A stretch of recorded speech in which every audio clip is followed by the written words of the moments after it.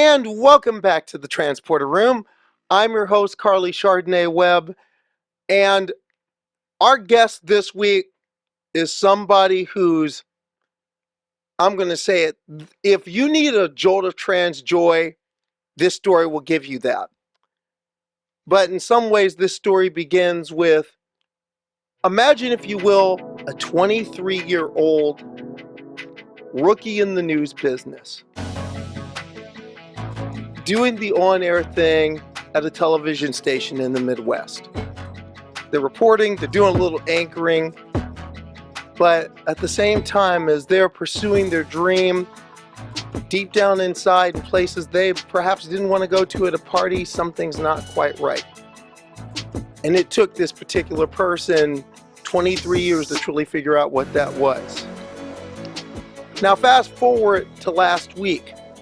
This same person, now older, now wiser, now a lot happier and living in their truth, got a hold of a story out of Des Moines, Iowa, where a 24-year-old young Cub News reporter stepped in to herself and is now not only performing the craft, they're performing the craft authentically.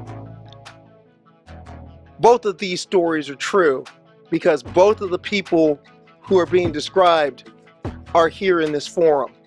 The first one was me, and the second one is a young woman named Nora Reichardt. Now, Nora is a reporter at WOI in Des Moines, Iowa, one of the flagship stations in broadcasting in the Farm Belt, in the deep Midwest. The station's been around since 1950. It was the first station in our country that was owned by an educational institution. Iowa State University owned the station and then sold it in 1994. Well, Reichardt is a part of that tradition in a very special way. Last week, Nora Reichardt stepped into the mic, stepped onto the forum, and across central Iowa, she affirmed that yes, I am transgender, I am a woman, and I'm local, live, late breaking, and I'm on top of my game because I'm playing the game as myself. Like I said, you need a jolt of trans joy? Here it is. Nora Reichardt, welcome to the Transporter Room. Energize. Hello, thank you so much for having me. I'm so glad to be here. What's something recently that you've been covering that you've really been sinking your teeth into? Honestly, recently it's hard to say because for the purposes of me getting ready to be out on air, I was gone for about 2.5 weeks in the lead up to it. And in many ways, I was just working on unplugging during that time, just trying to take a step back from feeling like I had to know everything in the metro all the time. So as I've just leapt back this week, a lot of it has been getting into, okay, I need to catch up on the going-ons around the metro. And one thing that we've been working on a lot is localizing the recent Hurricane Ian and Fiona. When I was out on Wednesday shooting my story, it was the first one that I got to go out and shoot after the announcement about me coming out. I was over at a local middle school getting to talk with students and a teacher over there who were organizing a supply drive, or raising money rather, for Puerto Rico after Fiona hit, and getting to talk to them about why that is a cause that should be on people's radars, even a place like Iowa, where Puerto Rico is over 2,000 miles away. And getting to just talk with them about that and see, here's why we care, was an amazing first story back. And I'm so grateful that I got to see that generosity in action. Now, you've been reporting at WOI, Local 5 rather, since 2021. You've been in this game for a minute. Why be in this crazy business? Why? What draws you to it? Honestly, that's a great question. And it's a job that keeps me engaged. I never ever have the same day twice, and that's my favorite thing about it. I used to work as a copy editor, and I was good at that. I'm very good at grammar. I'm very good at just putting that eye to things, of seeing, okay, here's all the minute changes that we need to make. But it was also a job that just had me sitting at a desk for 6 hours a day, hurting my eyes, trying to squint at spreads the whole time and just underlining things that need to be capitalized idolized and whatnot. And I just realized I didn't really find that fulfilling. So getting to go into broadcast news, and as busy as it's kept me, I just have built so many different skills between the fact that I'm shooting almost all of my own stuff, I'm editing it too, I'm usually pitching my own stories, I'm writing all these things together. It's a lot of different things for sure, and my deadlines can definitely get heavy sometimes, but it just keeps me so busy and keeps me interacting with so many people around the state of Iowa. I love what I get to do, and I'm glad that I get to keep doing it. You and I are truly kindred. We're truly sisters because I remember being in a one-person band. One thing though, aren't you glad the cameras are lighter? Yeah, I'm very fortunate about that. I don't have to lug film or anything around that with me. I just have a nice little SD card I can keep in there. I've definitely got a decent shoulder workout over the last year, just keeping my tripod mounted up on it, but nothing too excessive. They've certainly managed to make those a little easier for us over the years. Tell me about it. You try lugging a U-matic through a cornfield. I had that experience. But one thing, there was a story that you did. I think it was earlier this year when you were covering Transgender Day of Visibility. What was that like for you? What did that feel like to cover that, knowing that you're dealing with all this in your head? And it's coming to that point of I can't keep seeing dead name on the Chiron. What was that like? Yeah, I've done quite a few trans specific stories before I was publicly out, and you're right, that was totally always a factor because it's not something you can hide from, and it definitely guided me wanting to do those stories. It guided me wanting to do those stories well, just because I also know that oftentimes to get newsrooms to want to bite on stories like those, you really have to push a little bit harder and explain, here's why this is still valuable for an audience at home that might not be as familiar with this type of thing. So even if I wasn't able to put the name on the work that I might have wanted to, it still was very much coming from who I really am. And I put that type of focus into it, and just wanting the people I was talking to feel like I cared and was trying to get those stories out there. And I'm very, very grateful that they were willing to. Now, as far as the process in the station, walk me through it. What was it like for you to come out and in a sense, get from A to B to T, while also being a part of this news team and being a part of a newsroom? Yeah, this has been an ongoing process for literally, God, I want to say the first former coworker that I came out to with the intention of like, hey, I want to make this change in my in the newsroom. Do you think you could help me figure out how to do it? Was back in April. So that was about 6 months ago now. And then I was just figuring a lot of stuff out still in my personal life, and just trying to make sure that I felt like I liked how Nora looked. I felt confident in that presentation so that I could make that leap. And I the first current person I told at the station was in July. And that was my executive producer, and I just came to him, and he has been phenomenal. He's been an amazing supportive resource since literally day one. And just coming to him and saying like, hey, I'm having a really hard time, and here's why. And I'm trans, and I'm not getting to be trans on air, even though I am everywhere else, and I would like to make that change in the not too distant future.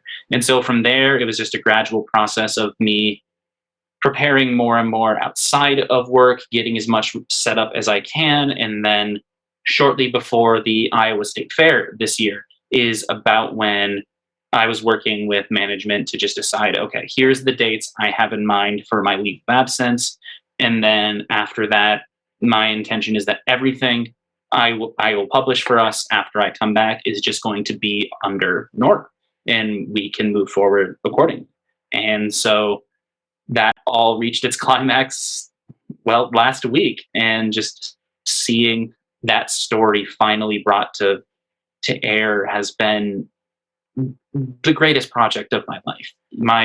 My friend, former coworker Eva Anderson, who shot the story, when she had first volunteered to be the one to do it, I just leapt at the chance to give it to her. Eva is truly one of the greatest storytellers I've gotten to know through this career, and seeing how everything turned out, I can't imagine putting the story in better hands. She just truly exceeded my wildest expectations for it. Well, now that's one thing. How did you get Eva on board? Yeah, so it was definitely a collaborative effort. Eva, so she used to work at WOI, which is where I first met her. When I was first starting out at the station, she was there and immediately was one of my biggest mentors there as I was getting into the industry. She got the care job, which was like a dream for her. She had always wanted to work at that station. So we'd stayed in touch after she left. I think she just crossed a year there. She's been working for care for quite a while. I'm looking at the Twitter, looking at the tweet. 1 year ago, I started my dream job. It's still my dream job, and I'm on my 1 year anniversary at KARE, and I'm working on a story at my former station in Iowa. We are Iowa 5 News. She's like hinting at it and not letting the cat out of the bag yet. Good on you, Eva. Good on you. No, but she was great. I want to know this for you. Anything else? What was it like when you walked into a courthouse or a courtroom, or however they do it in Iowa, and you walked out? I am Nora Reichardt forever. It's weird because in Iowa they've just made it all digital, so it felt like way less of a moment than I otherwise would have wanted it to be, because I totally had that expectation of, yeah, I need to go file some paperwork, go to the courthouse, but really I was able to do all of it aside from I had to have my parents send me a scan of my birth certificate so that I could submit that with it. But other than that, I just did everything at the same desk where I'm doing this interview. Just getting all the paperwork ready, because you can fill it out all digitally, submit it through the courts there, pay the filing fees. So it was very weird to just be sitting in my bedroom and realize, oh, the paperwork's in. Like, it'll take a few days, but that's it. I finally felt like it was such an appropriate way, I think, for me to get to reintroduce myself to viewers, and was such a great opportunity to center that in the story. And because it was one of the things, it was the very top of my to-do list while I was gone from work was, hey, let's get the name change process going. But then it just turned out, once I realized that Eva was going to be on the story, it was a confluence of two things. It was that I realized Eva was going to be doing the story, and I also found out that I needed to get my birth certificate. And at the time, I wasn't out to my parents yet. So it was, okay, talk to parents, have that conversation, get the birth certificate from them, and then I was just able to pre-fill out all the paperwork in advance, so that basically once Eva and I shot the story, everything was ready, and I just had to go through, upload all the documents, pay the fee to submit. So everything just happened to work together perfectly to include that in the piece. So let me get this right. Let me make sure I heard what I just heard. You took a leave of absence. You got an ace reporter and a good friend who's doing the reporting on this story.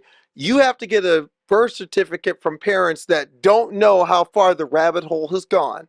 Yeah. And you're getting your legal name change. Another benefit of the profession, I'm used to a lot of moving parts. Adventureland couldn't do a thrill ride as good as that. No, it's I'm used to having all those moving parts. That's just part of the industry, and one of those skills that I've gained. So it was just, I was constantly juggling all those, and then I was in the middle of running some errands. I think I had just come back from getting some clothes to add to my on-air wardrobe, and I just had the epiphany of, wait, this is good. Just, we can give this to Eva. Like, this is a moment, and then selfishly, I also get to have it preserved. Like, it's there in the story forever, that the shot is right there of me filing everything, and just the reaction in that moment of it's over with, it's done, was completely genuine. And I'm just so glad. I've gotten a lot of comments on that moment in particular on just how much people appreciated that being included. And I'm so glad it seems to be resonating. That word, resonating. How has it resonated across Central Iowa? Oh, I've gotten just so many amazing messages, not even just in Central Iowa. That's part of what's really blown me away. As the story has taken off, I've been getting messages from trans people across the country.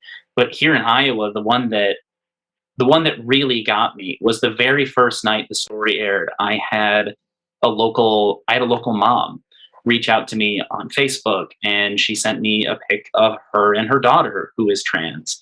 And she just told me, "Hey, I showed your story to my daughter. She has never been able to see someone like her on TV so close to home," and just telling me how meaningful she found it to have that representation in her own backyard. And that about made me ugly cry.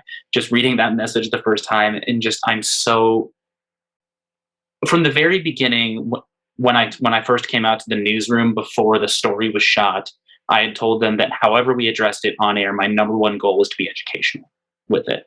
And that's exactly what the piece did. And getting that sort of feedback of thank you for being someone that my daughter gets to see and look up to, I I just truly can't imagine a better reception. I'm thinking of a moment right now. In fact, I'm looking at it. In Des Moines, I'm Nora J.S. Reichardt for Local 5 News. We are Iowa. What was it like to do that stand up and say that name? Oh God, it really was something I had just been like dreaming of for months after I'd settled on the new name. There was about a list of a dozen I was working through at different points until I finally settled. One of the wonders of being trans is us getting to have that experience of truly choosing our identity and who we want to be. And I'm really happy with what I landed on. And just that first time, it wasn't exactly the environment where I would have expected it to happen. I'm in the middle of that school cafeteria I mentioned earlier where that Puerto Rico fundraiser was happening. And there's me talking at my camera, everything is set up, and like you wouldn't know from a distance how it was any different than any other reporter stand up. But I just said my piece. In Des Moines, Nora J.S. Reichardt, Local 5 News, we are Iowa, and I just kind of keep that camera stare for a couple seconds, as you do, make sure there's enough time to let the control room cut away from the story. And then once I knew that all was there, I was just so overwhelmed with emotion in a way that I'm usually not. I'm a pretty reserved person, believe it or not. And just knowing that I'd got to say it and people were going to hear it. And I was just, that the little happy clap was totally unplanned, but it was absolutely my favorite part of it. Just feeling all this rushing out of me, that sense of relief that I finally got to say it and I will get to keep saying. And that just means so much to me. I'll tell you, the happy clap got me. I could just see the pure joy. Was there ever a point, after the story ran and after you have gone out there, done the job as you, was there ever a point where you were back in the room you were in right now and the emotions just bubbled over the surface? Oh, I've been my roommates have heard me talk a lot about what the last few days have been like, just coming home just constantly feeling like, oh my God, it's in the Associated Press now, or oh my God, the UK is talking about the story, or that sort of thing. And I've just been stunned by everywhere that has expressed interest in it. And I think it was when the AP story first came out, and because I had first gotten tipped off about that because I was also off work yesterday, the day before filming this, and when that happened, I got a text from one of our producers about, hey, the Associated Press called the station, FYI, just so you know that's happening. And and that was when I realized, oh, this has like really, really gotten big, and that this story really seemed to be catching on with people. And that was the moment that I started like just really. I had some like tears welling up, and that, and I think when she texted me, I was in public. I wasn't even in this room. I think I just filled up on gas, and just seeing that, I was just so excited that people were finding it meaningful and wanting to share it, and just there's so often just I feel like when I was early in my transition, there's can be such a lack of trans joy stories like we were talking about previously. I'm just so glad that I've gotten to contribute something for that. I want to see more happy trans people, and and it just it's I'm glad that I've gotten to be one for others. Has anybody stopped you at, like, say, when you're pumping gas at Buc-ee's saying, Nora? Has anyone done that yet? No, nothing in public yet. I definitely I go to a support group for trans adults here in the Des Moines Metro, and we met last night, and I was just greeted with a chorus of hugs and applause at that, and people were just wanting to congratulate me on the piece and having it out there. But fortunately, I haven't had anyone come up to me at Hy-Vee or anything like that yet. I don't know how I would react in that moment. I just feel like I'm just so used to just doing my stories and going home. Like usually I'm not someone that got recognized even when I wasn't publicly out yet. So if that happens, I will be in awe. I will have no idea how to react. I will be so awkward. I know that. Parents, Yes. what was that conversation like? Because we got to double back on that one. What was that like? It was definitely it was the part of my journey I was the most scared for the entire time. And just because I really wanted to make sure that I could show them this life that I had built. It's one of the reasons I had taken so long to finally do it. But then as the pieces were moving that I was finally going to be out on air, I just reached a point where I was like, they deserve to hear it from me before they hear it from the news that I work for. And I just wanted to sit them down and just kind of walk them through it all and just show them like, hey, this is who I am. All of my friends know this about me. Work knows this and has been supportive. And I just want to finally get to bring you guys into that.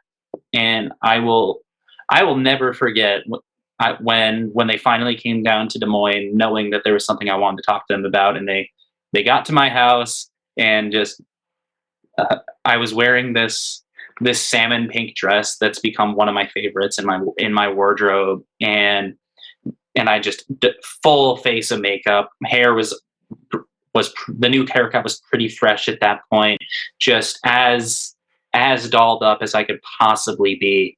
And I just opening the door for them the first time. I will never forget the way my parents reacted because on one hand my mom was literally just stunned, speechless, like just did not know how to react in that moment at all.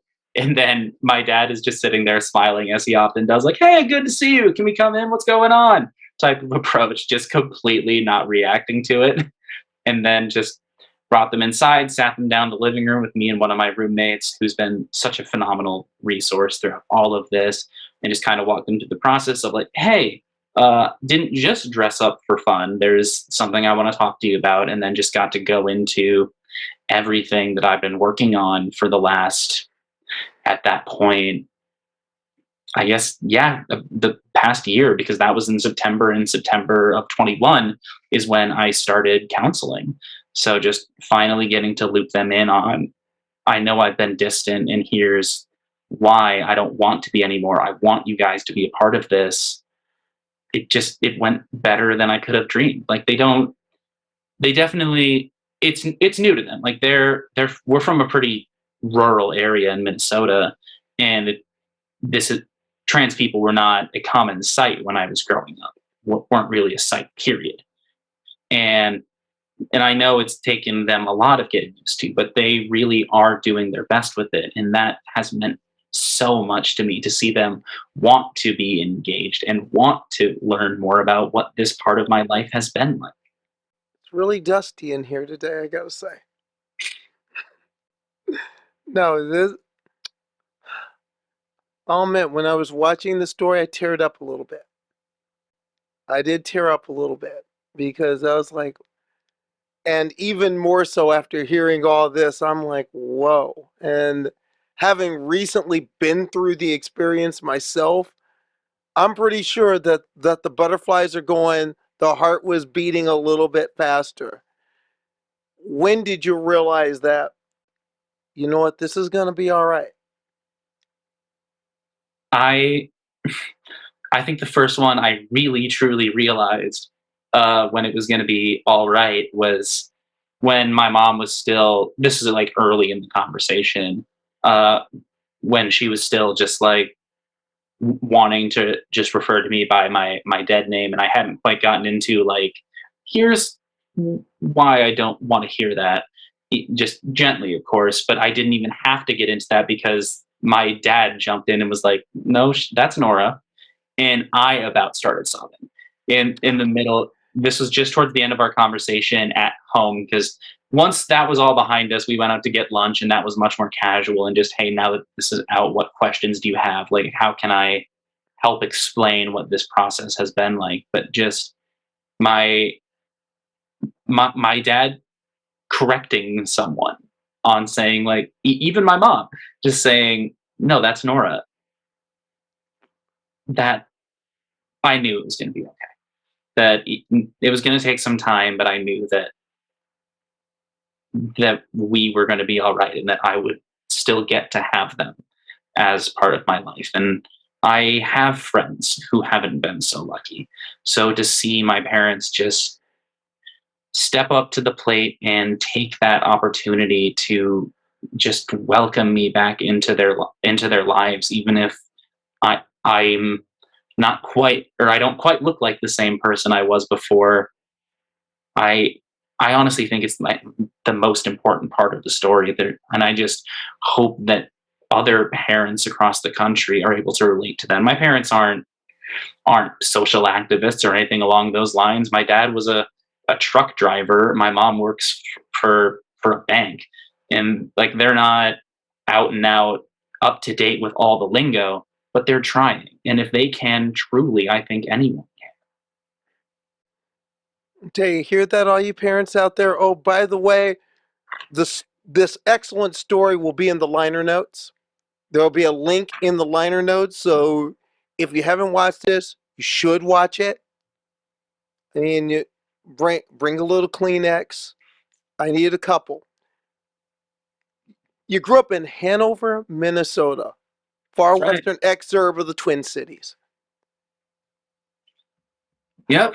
How did you get from, first off, how did you get from there to this point where you are now? What was the coming out process in coming out to yourself?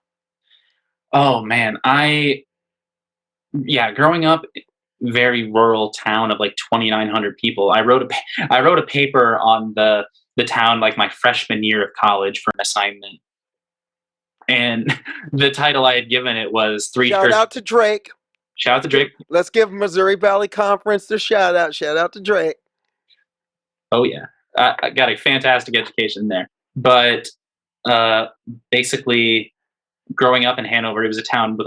I always joke that there were three churches, four bars, and not much else. Like pretty small community, and I just started having feelings, especially during high school when I was really.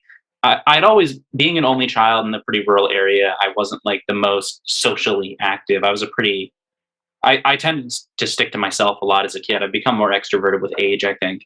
But I was at a time where I really started coming out of my shell in high school, doing more activities with friends and whatnot. That's when I started joining the newspaper at school. I started publishing when I was 14 years old. And so I've been doing journalism in some capacity for almost a decade now.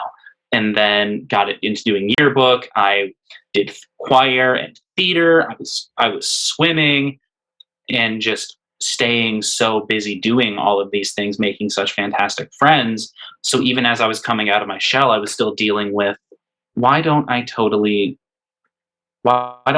feel content with me?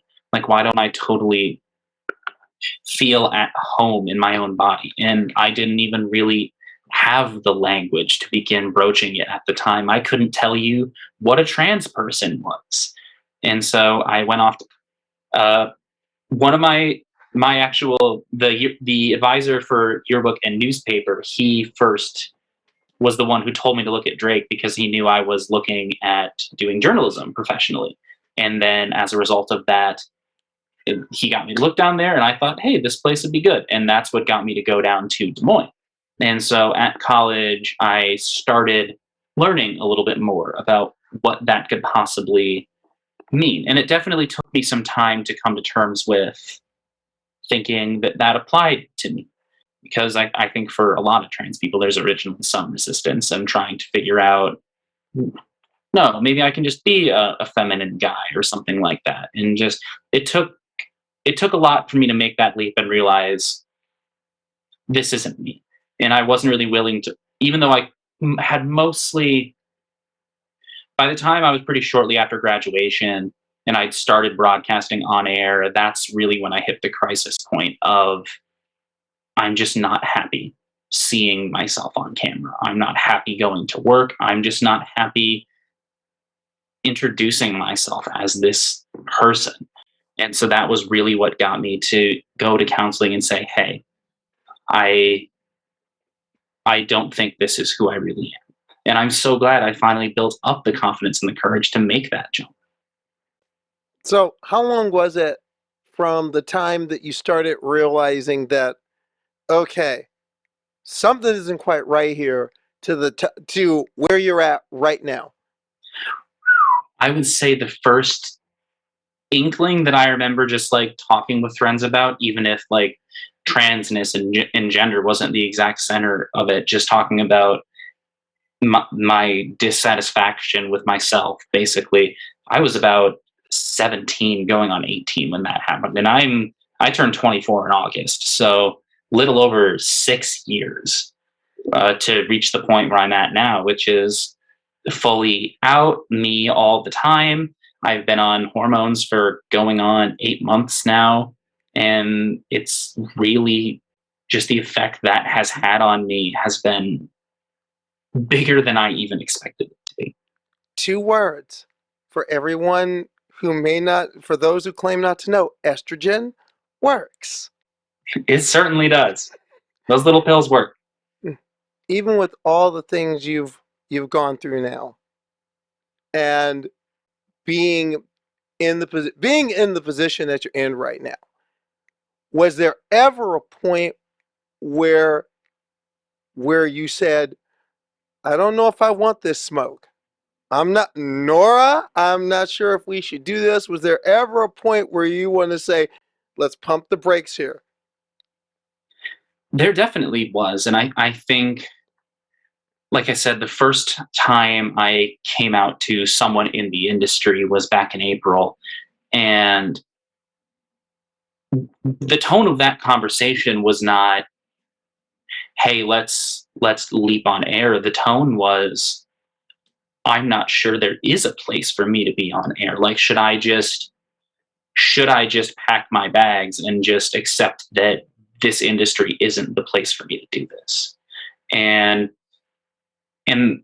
I was convinced, no, don't stop that. This industry is going to accommodate you. You're going to make this space for yourself. And just hearing someone else tell me that, no, we want to have you here and you're going to, was something I really, really needed. And it just helped me get in the headspace of, yeah, I can do that.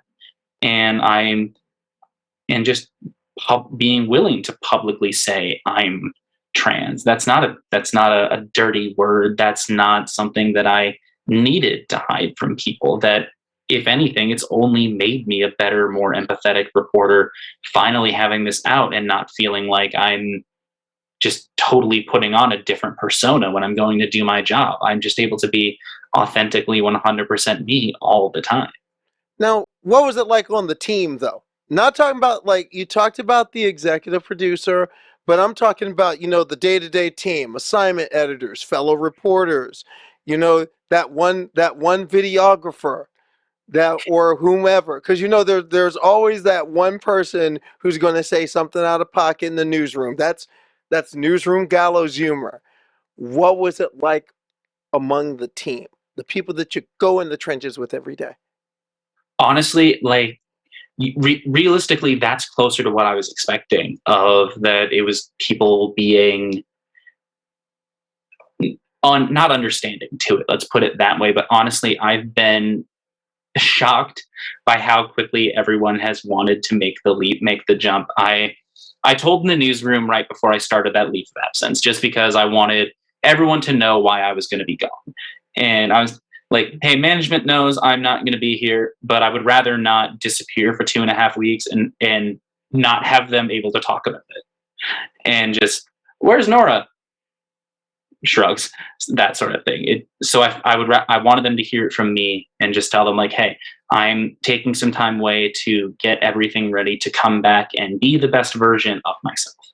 And after having that conversation with our team, which I did at the end of our like daily editorial meeting, I was just overwhelmed by the number of people who are coming up to me, giving me hugs, telling me, Nora, I'm so happy for you. I'm so excited to have you back and just get to see you report as you are. It's truly been just incredible, incredible kindness from all of them. And like, if I didn't have that, I wouldn't be able to do this. But it's because I know that I have them, and that if the reception had gone down differently, they still all would have had my backs. And it turned out I didn't even I overfeared that a little bit. The reception has just been so much better than I expected, and to have them all with me made it even better. Getting near the home stretch of this, so I want to switch gears a little bit, Absolutely. because I know it's been an emotional, like, last few days, especially. Spider-Man, Spider-Man does whatever a spider can. Now, Spidey's your jam. That is true. Spidey is your jam. So, give me something that people who think they know Spider-Man get completely wrong. Oh, this is a really, really hard one, actually. I honestly, I think the movies have played a very big role in people's shaping of the character and just how they understand him, and all of them in different ways have done a very good job. But the number of just like people I've talked to about like the web shooters and whatnot, because when I was growing up, the Raimi movies were still coming out, and everyone just kind of assumed that the web shooters were always part of the risks, and no, that was actually just a brief thing in the comics. Other than that, it's almost always been the him making his own web fluid, making his own shooters, and just dealing with it that way. So it's been interesting to see people's reaction to that information. That gets them more often than I would expect, is people not even realizing that that was a movie invention. People's ideas of the canon have really changed because of the movies. Now, I'm just wondering, how far back does your fandom go? I have loved Spider-Man as a character literally since as long as I can remember, like when I was 6 years old, and just there's something just very universally resonating about that character, about just someone who just believes they have the ability to do good, and that means that they should. And that's something that I've really tried to take with me just throughout my entire life. And just if I'm in an opportunity and a position where I've got a platform to help, I just really, really want to do that. And it's that sort of guiding principle that really made me want to be so public with my transition, to be completely honest. It's just such an intrinsic part of my value set. To get more into just like the reading and my exposure to it, The first Spider-Man like comics I read extensively was Bendis and Bagley's Ultimate Spider-Man run. I read that entire series as like the trade paperbacks when I was growing up, and it was just, as it was for so many young comic fans at the time, was just such a revitalization of the character. Just the entire series is basically just a greatest hits of what can we do to spice up the rogues gallery and just look at them a little differently and just explore that. And I was literally growing up, getting older and older as I was getting closer to like Peter's actual age in those comics, and just seeing that Spidey has always been a guy who doesn't necessarily have a lot of wins going on at the same time, and that was just something that was deeply, deeply relatable to me. And it's why I will still, to this day, recommend the Bendis Bagley Ultimate Spider-Man run is just the best way to get into the character, even if it's not like the regular quote unquote Marvel Comics canon. It's just the best, in my opinion, understanding of what makes the character so beloved. Why do you love Spider-Man so much? What is about this character resonates to you? He's always trying, and he always gets back up. And those are really broad traits that are applicable to a lot of characters. But there was just something that got me about how consistently he has the odds stacked against him. So much more, it felt like, than other superheroes. Like, as someone who was, living with his aunt, going through high school and college and that sort of things, he wasn't popular with girls for the most part. That was always such a recurring subplot until he was married, and then he wasn't. That's certainly a conversation, but just seeing him struggle and continue to rise every time, and just continue to want to just be that friendly neighborhood Spider-Man, and just having that approachability to everyone else in the Marvel Comics universe. I always loved that, and just seeing how he engaged with the common folk on the street, so to speak. Favorite Spider-Man villain? Oh, this is one that I've actually gone back and forth on a lot over the years. For a long time, I would say that it was Venom, but at this point, Venom has basically just kind of been revamped into more of an anti-hero in the actual comics canon. The latest Donny Cates run on Venom was really good. I really enjoyed it. So I would say at this point, it's probably come around to Doc Ock for me. Oh, you and I have something in common. Huge fan of Dr. Octopus. I really like the challenge that another mind at Peter's level, arguably above his level, always presented him. And I really, really enjoyed the Superior Spider-Man run, where Ock is literally in Peter's body, has all the Spider-Man powers, and is figuring out why Peter was so successful, basically. And he gets that crash course, I always thought the Superior Spider-Man was so fascinating for me, because it gets, even though it's not about Peter, it gets to the core so much about why he's so loved, because it's literally Otto learning through experience what has shaped Peter into the man that he is. And having all those experiences, even at the end of all that, he's realizing, I can't do this. Peter is truly like the only person who could handle this role.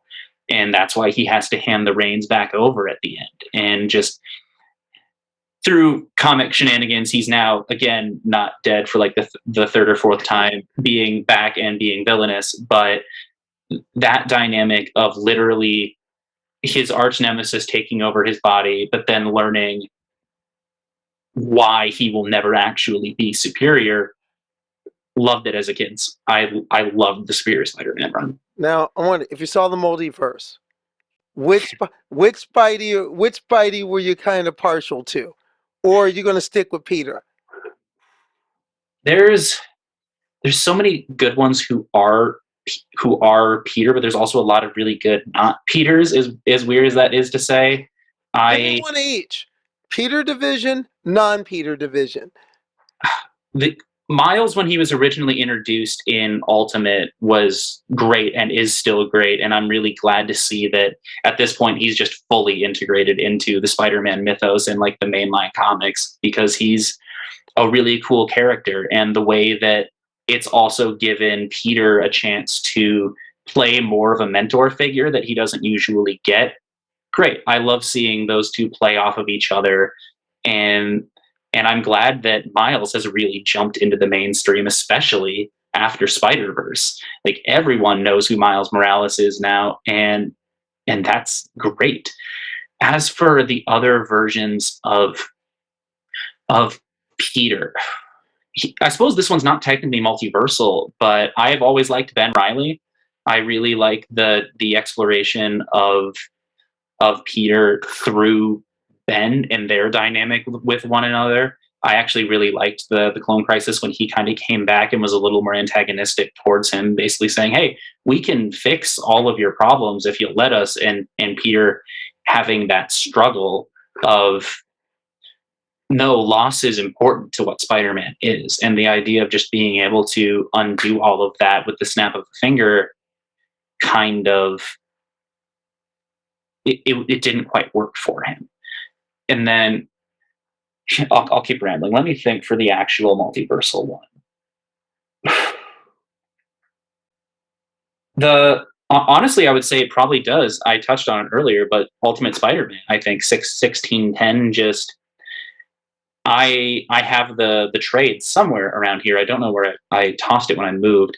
I have the trade of just the death of Peter Parker in that universe, just the final 6 issues of just him rushing into battle against all of his biggest villains and still coming out on top and getting to the in his dying moment save Aunt May and make up for his original mistake. I'm literally getting chills thinking about it right now, just how much I love that moment and what an amazing culmination for that character it was to get to set things right in that way. So yeah, I would have to say it's probably Ultimate Spider-Man for me. Well, I'll admit, I'm going to be corny in this conversation. I like Spider Ham. I I'm all in this, but then again, my Spidey love really began for me as a little kid watching Spider Friends on Saturday morning. So I'll admit, like I said, I get a little corny with it, but there is something that I'm just wondering. Peter Parker is a photojournalist. You got Clark Kent, who's a print journalist. Can we get some broadcast love among the superheroes? And if we do, would we perhaps a Nora Reichardt clone could probably be that superhero representation? Now, what would you think about that? Oh my goodness, I don't even know where to start with that idea. It would be, I can totally see it making sense because, like you said, it's such an easy explanation for how the heroes always know what's going on. And working in a newsroom, I often feel that way of just hearing scanners going off around the metro or just getting releases from different cities about the important stuff that's going on, and just feeling like I have so much information flowing towards me all the time. And that would be that would be something. I don't quite know if I'm a real life superhero material quite yet, unfortunately. With that in mind, though, exit question. Because when I think about everything you said and think about the superhero you love, it goes back to one sentence. With great power comes great responsibility. Do you feel going forward by having taken the step you've taken that you have a great responsibility? And if so, to whom and what do you want to do with it going forward? Yeah, no, I absolutely feel that responsibility. It's seeing my social media footprint just explode. Seeing my social media footprint just explode after my story first aired and when I got to post that first sig out as Nora. Seeing all of that was awesome. And just I've gotten so many amazing messages and comments from other trans people, or even ones who are just starting their journeys. One who I got a message from someone basically saying like, "Hey, I figured out I'm trans recently, but haven't been in a position where I've been able to start transitioning, and your story made me believe that it was possible for me." Like that, hearing stories like that, I just want to continue using this platform that I've been given to just keep increasing trans visibility, just keep pushing forward and showing what a daily life for someone like us looks like. I don't think we're scary. I just think there's a lot of people who don't have any exposure to someone like us. And I hope I can be that. I'm certainly not going to say that I am every trans person. There's plenty of reasons that my experience hasn't been a normative one, but the fact that this experience is so individualized is part of what makes it so magical, or at least it has for me. It's just an opportunity for people to truly find themselves, whatever that looks like, and however long it takes them. That journey is totally theirs until they reach that endpoint of finally feeling like I'm me. And now that I've largely reached that point of feeling like I've hit all my major milestones, I'm fully out now, and I just want to do whatever I can with this position to hopefully help make that journey even easier for anyone else who's still out there. Nora, speaking as a person who know what it's like to turn 50 VOSATs in a day, know what it's like to have a camera on your back, know what it's like to deal with the tripod that gets blown over in the winds of the Midwest, and knows what it's like when you turn a package that works. I just want to say, I'm proud of you. I am immensely proud of you. And I want to thank you for being a part of the transporter room. I'm going to tell you something. We want you back. And in fact, there's a special reason why I want you back, because there's a guest we had a couple months ago named Brittany Miller, runs a trans inclusive softball team out in Seattle. And she loves Spider-Man. Loves the Spider-Man mythos, right to doing a dead-on cosplay of Spider-Gwen. Oh wow. No fooling. If we can arrange a Spidey smackdown between her and you, can we get you back? Absolutely. You've got my info. I would love to pop back sometime soon. Okay, so Brittany, call me. Brittany, we got it. A Spidey smackdown. We want to do this. But seriously, Nora Reichardt, thank you for being on the transporter room. And I know you got stories to cover. I mean, a big election year in Iowa right now. A lot of things going on. So we're gonna get you back down to Des Moines. You keep kicking butt out there. Thank you so much for having me. This has been amazing. I've had such a blast. Okay, beaming Nora Reichardt back down to Des Moines, and I thank her for being a part of the transporter room. And that leads us to Carly's last call this week. And this last call is a pretty simple one. Just like Nora Reichardt did with her family recently, I had the opportunity to share my truth with my own. After a long time, in a sense, in a closet in a way. And I'm here to tell all of you, when your people come out and they bring this truth to you, just understand, just like Nora's parents understood, and just like a lot of people in my family understood, transphobia doesn't need to run in your family. Those cycles can be stopped, and those cycles can be broken. And when you do, it makes magic, as you're seeing right now all across central Iowa.